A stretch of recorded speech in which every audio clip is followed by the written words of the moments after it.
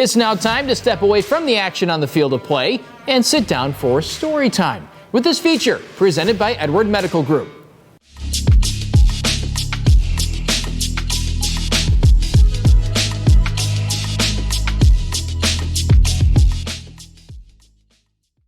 Earlier this year, the IHSA announced that girls badminton would be moving from a spring sport over to the winter for the 2021 season. The switch was COVID-related, freeing up gym space in the spring for girls and boys volleyball seasons. Plus, at the time of the decision, there was no plan in place for the return of basketball.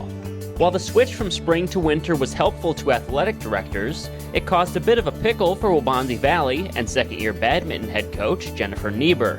You see, Coach Nebor is also the head coach of another winter sport at Waubonsie, girls bowling, which means that suddenly she was the head coach for two sports playing at the same time. But despite the potential hurdles, the WV coach embraced the news. I think at first I was just glad that badminton was going to have a season, which is nice since last year it got cut short, and I think it was more excitement at that point. And it was nice that I didn't have to choose between the two because I truly love coaching both. And so I've been doing bowling for the past 2 years and also badminton for the past 2 years.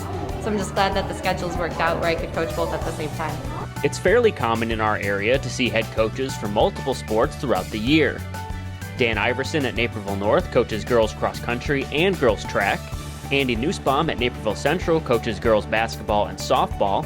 Andy McWhirter at Naperville North even coaches 3 sports with girls swimming, boys swimming, and girls water polo. But we've never seen a head coach with 2 sports playing in the same season. Despite the obvious challenges one can imagine trying to juggle practices and games for 2 different teams, Coach Nebor has been able to balance the schedules for both teams with relative ease.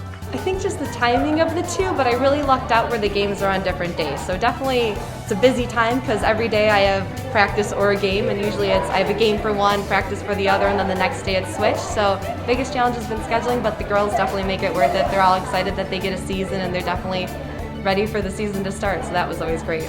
Although her focus is split between badminton and girls bowling, Coach Nebor's players have high praise for the way their leader has handled the season thus far. She's amazing. She's probably the best coach we've ever had. We've had a couple of them being on different teams and things like that, but she's always the best coach.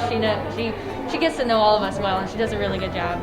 If she never told us that she was also like the coach for another sport, I wouldn't have known. She balances us really, really well. She makes sure that we get all our practice in. So she's able to be fun and serious at the same time and teach us a lot of new stuff that we weren't able to do before. Very present at practice. I feel like you wouldn't even notice that she was coaching multiple teams at once because she's always really there to interact with all of us. A senior-heavy roster led by All-State badminton player Sonali Manoharan helps make the transition from freshman coach to varsity head coach much easier. Yeah, she was on varsity when I already started, so having her have that experience when I first started already being on varsity, they are all so talented, and especially the seniors stepped up helping the underclassmen also, so it was great to see that. I have 12 seniors this year, so a lot of seniors on the team, and they all step up and help the underclassmen. Although Coach Nebor has made everything look effortless over the past month, one can't blame her for hoping that badminton's time as a winter sport is only temporary. For Naperville Sports Weekly, I'm Justin Cornwell.